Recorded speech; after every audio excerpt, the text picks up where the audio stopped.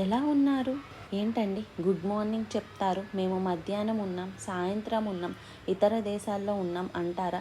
సరే, good morning, good afternoon, good evening, what ever the time. రండి, దేవుని మాటలు వినడానికి మరొక అవకాశం ఇచ్చాడు. ఆయన వాక్యం ధ్యానిద్దాం. చిన్న ప్రార్థన. పరిశుద్ధుడా, నీకు వందనములయ్యా.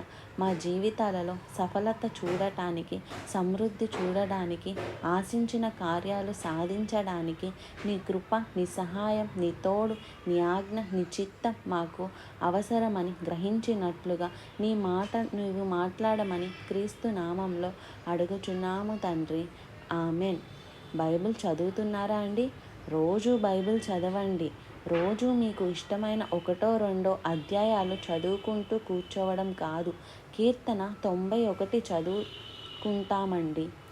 కీర్తన 23 చదువుతామండి. కంటత పట్టేశామండి. లూకా సువార్త చదువుతామండి.